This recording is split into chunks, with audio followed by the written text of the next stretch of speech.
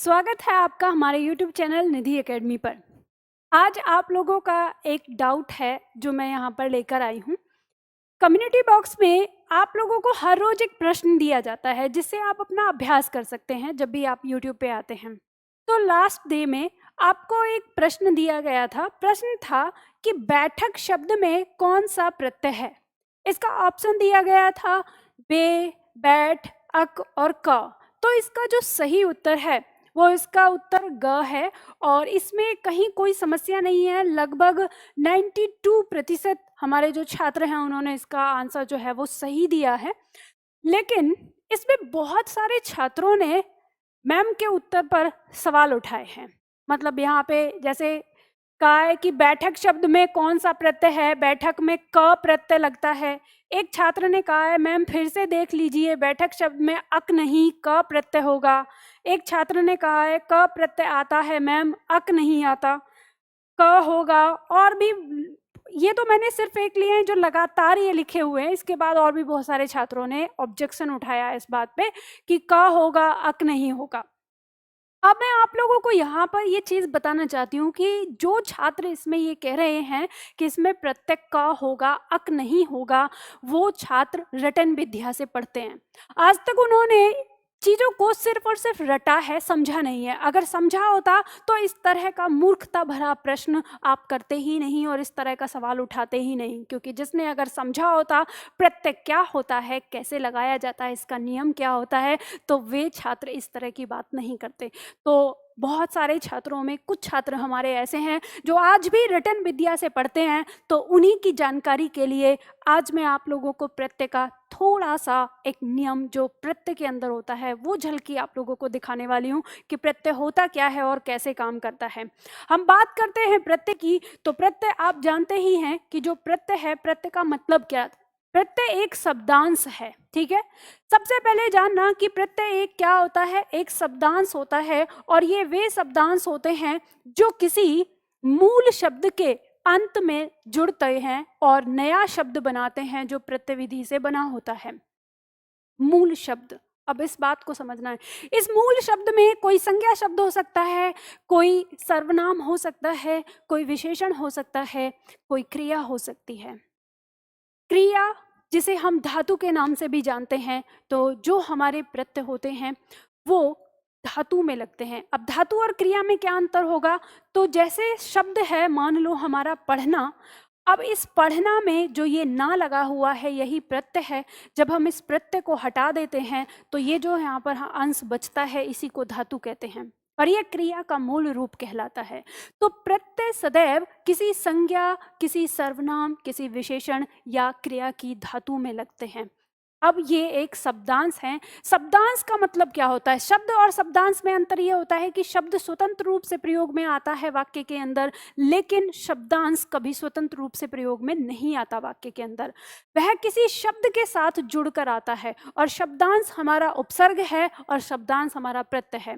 तो जब कोई शब्दांश शब्द के पहले लग जाता है, यानी इस मूल शब्द से आगे शब्दांश जुड़ जाता है, तो वो क्या कहलाता है, उपसर्ग कहलाता है। और जब ये इसके बाद में जुड़ता है तो वो क्या कहलाता है, प्रत्यय कहलाता है। तो हम जो बात कर रहे हैं आज वो प्रत्यय की बात कर रहे हैं कि प्रत्यय लगता कैसे है। अब मैं जल्दी से आपको बताऊंगी कि किसी शब्द में प्रत्यय लगता कैसे है। किसी भी शब्द में प्रत्यय तीन तरह से लगता है, तीन तरह से वो जुड़ता है। सबसे पहला और जो सरल होता है जिसे हम क्रिया प्रत्यय के नाम से जानते हैं, जो क्रिया प्रत्यय होते हैं वे धातु में ज्यों के त्यों जुड़ते हैं। जैसे पढ़, पढ़ शब्द है, इस पढ़ शब्द में यानी जो पढ़ हमारी धातु है, क्रिया का मूल रूप है, इसमें ये ता प्रत्यय जुड़ जाता है, इसमें कोई परिवर्तन नहीं होता और शब्द बन गया हमारा पढ़ता। इस तरह से ये हमारा शब्द लग जाता है।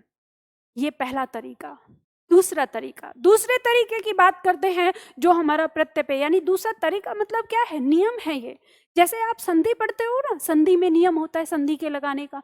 आप पढ़ते हो दीर्घ संधि अलग तरीके से लगाई जाती है, गुण संधि अलग होती है, वृद्धि अलग होती है, आयादि अलग होती है, यण अलग होती है, व्यंजन संधि अलग होती है, विसर्ग संधि अलग होती है। वैसे ही आपके प्रत्यय के नियम होते हैं। अब इस नियम में दूसरा नियम क्या कहता है कि जब कोई शब्द किसी क्रिया में लगे, या संज्ञा में लगे या विशेषण में लगे, यानी कोई प्रत्यय जब जुड़ता है तो वो उसके अंतिम स्वर को हटाकर स्वयं जुड़ जाता है। अब जैसे हम यहाँ देखेंगे, शब्द यह है हमारा पढ़, और इसमें क्या जुड़ रहा है, आकू, और इससे बना है शब्द पढ़ाकू। तो देखो कैसे बना, ये शब्द है हमारा पढ़। आप जानते हैं इस पढ़ में अंतिम जो वर्ण है वो हमारा क्या है, ये है व्यंजन। व्यंजन के नीचे हल लगा दिया, इसका स्वर बाहर निकाला, स्वर क्या निकला, अ बाहर निकला। तो ये अ हटकर यहाँ क्या जुड़ता है, जुड़ता है आकू। तो जब ये आ इसे पूरा कर रहा था, अब ये आ इसे पूरा करेगा और शब्द हमारा क्या बन जाएगा, जब पढ़ में आ लग गया मात्रा में जुड़ जाएगा और बचा ये टुकड़ा कु यहाँ लग गया और शब्द क्या हो गया, पढ़ाकू। और पढ़ाकू किसे कहते हैं, बहुत अधिक पढ़ने वाले को पढ़ाकू कहते हैं। नियम इस तरह से काम करता है। दूसरा, इसी नियम में आपका आता है शब्द अगला। अब जैसे शब्द यह है पठ, पठ धातु है, इसमें अनिय जुड़ता है। अब आपकी परीक्षा में अगर मान लो ये पूछ लिया जाए, अगला प्रश्न अगर आपसे ये किया जाए कि पठनीय शब्द में कौन सा प्रत्यय जुड़ा है, और आपको ऑप्शन में मैं दे दूं कि अनिय प्रत्यय जुड़ा है या निय प्रत्यय जुड़ा है या ईय प्रत्यय जुड़ा है, तो आप क्या बताएंगे, सबके उत्तर अलग अलग आएंगे। कोई कहेगा ईय प्रत्यय जुड़ा है, अंतिम ये जोड़ेगा। कोई कहेगा निय प्रत्यय जुड़ा हुआ है, ये अंतिम इसको जोड़ेगा। कोई कहेगा अनिय जुड़ा हुआ है। तो वास्तविकता क्या है, वास्तविकता है कि जो धातु होती है उस धातु में अनिय प्रत्यय जुड़ता है, न कि निय या ईय। और धातु क्या है हमारी, पठ। तो ये किस तरह से जुड़ता है, ये जुड़ता है इस तरह से कि धातु आ गई आपकी यहाँ पर पठ, पठ में हमने क्या जोड़ा, अनिय जोड़ा। अब नियम वही है कि अंतिम स्वर को हटाएगा। यहाँ पर क्या करता है, ये ठ, इसका स्वर क्या है, अ। अब ये अंतिम स्वर को हटाकर क्या जुड़ रहा है, अनिय जुड़ रहा है। तो ध्यान दीजिए, यहाँ भी स्वर अ है और यहाँ भी स्वर अ है, अ हट के अ जुड़ रहा है। आपको कोई परिवर्तन नजर नहीं आता इस शब्द में। और जब परिवर्तन नजर नहीं आता तो क्या आपको लगता है कि इसमें परिवर्तन नहीं हुआ, परिवर्तन हुआ है इसमें। अब इसमें अ हट के अ जुड़ जाता है, बाकी आगे शब्द तो शब्द हमारा क्या हो जाता है, शब्द बन जाता है हमारा पठनीय। याद रखिएगा, धातु के साथ हमेशा अनिय प्रत्यय जुड़ता है। ये आपकी परीक्षा में प्रश्न आता है, खास करके राजस्थान वाले छात्रों को इसे याद रखना है, उनकी परीक्षा में आता है, राजस्थान एसआई के जो छात्र हैं। अब इसमें आपका चाहे पठ धातु हो, चाहे आपका कथ हो, कथ से बनेगा कथनीय, दर्श दर्शनीय, इस तरह से शब्द बनेगा। धातु मतलब क्रिया रूप। अगला पॉइंट इसमें आप देखिए, जो शब्द आपका दिया हुआ है बैठ, इस बैठ में अक जुड़ा है बेटा। इसमें इसी तरह से शब्द है आपका बैठ, इस बैठ में अक प्रत्यय जुड़ा। और ये कैसे अक प्रत्यय जुड़ा, अंतिम वर्ण, अंतिम जो स्वर है आपका वो क्या है, अ, इसको हटाकर जुड़ क्या रहा है, अक जुड़ रहा है। आ को हटाकर आ जुड़ा, इसमें कोई परिवर्तन आपको नजर नहीं आता और इससे बनने वाला शब्द आपका क्या हो जाता है, बैठक हो जाता है। ठीक है, बैठ। और ये बैठ भी क्या है, इसकी पूरी क्रिया हम देखेंगे तो ये है बैठना। ठीक है, तो बैठना और बैठक क्या होती है, जहां पे लोग मिलके बैठते हैं। तो इसमें ना प्रत्यय है और जब किसी शब्द में जोड़ा जाता है कोई दूसरा प्रत्यय तो पहला प्रत्यय हटा लिया जाता है। अब इसमें पहला प्रत्यय ना हटा दिया गया, तब बैठ धातु में जुड़ा है। समझ गए, बैठना इसकी क्रिया है और बैठ इसकी धातु है, तो प्रत्यय धातु में जुड़ता है। तो इस तरह से ये शब्द आपका बना है। इसी तरह से आपका शब्द बनता है लेखक, जो दिया हुआ है आपकी परीक्षा में आ जाए अगर प्रश्न कि लेखक शब्द में कौन सा प्रत्यय जुड़ा है, तो बेटा आप तो वही लेखक में भी क लगा दोगे फिर इसी तरह से। तो ध्यान से समझना है, जितने भी छात्रों ने ये सवाल उठाया है कि अक नहीं होगा क होगा, वो सारे छात्र ध्यान से इसको समझिए कि प्रत्यय कैसे लगाया जाता है। मैं दूसरा नियम बता रही हूँ अभी, तीसरा नियम तो अभी आपने देखा ही नहीं, जिसमें तो शब्द ही बदल जाता है। अभी दिखाती हूँ आपको। लेख शब्द में आपने अक जोड़ा तो बन गया लेखक। उसी तरह से जैसे आपने जोड़ा है लेख में क्या जोड़ रहे हैं आप, अक जोड़ रहे हैं। अंतिम जो स्वर है ये व्यंजन है, इसका स्वर है अ। इस अ को हटाकर आप अक जोड़ते हैं तो इसमें परिवर्तन आपको नजर नहीं आता। अब इसी जगह इस अक की जगह आपने इका जोड़ दिया जिससे इसका स्त्रीलिंग बनता है, तो आपको यहाँ परिवर्तन नजर आ जाएगा। आप अ हटाकर यहाँ पर अ को हटाकर क्या जोड़ रहे हैं, इका जोड़ रहे हैं। जो आ पहले इस ख को पूरा कर रहा था वो ई इसको पूरा करेगा, तो शब्द हमारा क्या बन जाएगा, लेखिका बन जाएगा। तो लेखक शब्द में अक प्रत्यय है और लेखिका में इका प्रत्यय है। बात समझ में आई आपको? प्रत्यय इस तरह से जोड़ा जाता है। अगले पॉइंट पर बात करते हैं। अगला पॉइंट आपका आता है, ये तीसरा नियम है प्रत्यय के जुड़ने का। तीसरा नियम कैसा है, जब प्रत्यय किसी शब्द के साथ जोड़ता है तो कुछ प्रत्यय ऐसे भी हैं हमारी भाषा में जो किसी शब्द के साथ जुड़ते हैं, न केवल उसके अंतिम वर्ण को हटाते हैं बल्कि उसके प्रथम स्वर में परिवर्तन कर देते हैं। जो ये प्रथम स्वर है, आपने देखा होगा समाज शब्द में आपने एक प्रत्यय जोड़ा, बन गया शब्द सामाजिक। कैसे बना? समाज शब्द था, इस समाज शब्द में आप इक जोड़ रहे थे। अंतिम वर्ण जो यहाँ पे है ज को, ज ये स्वर है हमारा अ, इस अ को हटाकर जोड़ रहे थे इक, लेकिन इस इक ने इसके प्रथम स्वर में भी परिवर्तन कर दिया। और प्रथम स्वर क्या था? प्रथम स्वर ये व्यंजन है स, प्रथम स्वर था अ, और इसने क्या कर दिया, इस अ को इसने दीर्घ कर दिया, इसे आ बना दिया, और शब्द हमारा क्या हो गया, सा मा चिक। और इस तरह से शब्द बन गया हमारा सामाजिक। आपकी वर्तनी शुद्धिकरण में ये शब्द लिखने को आता है। आज की क्लास से एक शब्द अपना पक्का कर लीजिए, समाज शब्द सही होता है, फिर सामाजिक शब्द सही होता है। अगर आपने सामाजिक कहीं लिख दिया तो गलत हो जाएगा। और वो कैसे बना? इक प्रत्यय के जुड़ने से बना। और देखिए ये इक प्रत्यय किस तरह का परिवर्तन करता है। ये प्रत्यय है। दूसरा परिवर्तन, विज्ञान शब्द में इक जोड़ने पर शब्द बन गया वैज्ञानिक। देखो परिवर्तन किस तरह से हुआ है। शब्द है हमारा विज्ञान और इसमें क्या जोड़ रहे हैं, इक प्रत्यय जोड़ रहे हैं। अंतिम स्वर को हटाएगा, ये व्यंजन है। अंतिम स्वर क्या है, अ। इस अ को हटाकर क्या जुड़ रहा है, इक जुड़ रहा है। लेकिन शब्द के प्रथम स्वर में भी परिवर्तन करेगा। शब्द का प्रथम स्वर क्या है, ये तो व्यंजन है, इसके बाद स्वर क्या है, ई। लघु ई है। लघु ई में क्या परिवर्तन करता है, तो लघु ई में लघु ई को अय में परिवर्तित कर देता है। अब अय में परिवर्तित कर दिया तो ये व है, ये जुड़ के क्या हो जाएगा, वय। और यहाँ पर जो टुकड़ा है ये क्या आ गया, न में ई ये जुड़ ही गया, यहाँ हो गया, और शब्द हमारा क्या हो गया, वैज्ञानिक। आपसे कोई पूछेगा कि वैज्ञानिक शब्द में कौन सा प्रत्यय जुड़ा है, तो क्या बताओगे आप, इक प्रत्यय जुड़ा है। और किससे, अगर आपसे पूछ लिया कि वैज्ञानिक शब्द का मूल शब्द क्या है, यानी ये प्रत्यय जुड़ा किसमें है, तो वो जुड़ा है विज्ञान में। समझ रहे हो? तो विज्ञान शब्द जो ई की मात्रा से बनता है और उसमें आय लग गया, किसकी वजह से हुआ, ये इस प्रत्यय की वजह से हुआ। तो प्रत्यय एक तरीके से नहीं जुड़ते बेटा, कि जैसे आपको लिखता हो कि जो दिख रहा है वही प्रत्यय है, ऐसा नहीं होता। अगला देखो शब्द दिया है, कुछ प्रत्यय ऐसे भी होते हैं। यहाँ पे अगला शब्द दिया हुआ है सोना। सोना शब्द में आर प्रत्यय जोड़ा, शब्द क्या बन गया, सुनार हो गया। कभी सोचा है जिंदगी में आज तक कि ऐसा क्यों हुआ है, किस कारण से हुआ? शब्द था सोना और इसमें आर जुड़ के सुनार हो गया। सुनार कौन होता है, सोने का काम करने वाला ही होता है, सोने का अर्थ उसके अंदर निहित है। फिर भी कभी सोचा कि कैसे हुआ?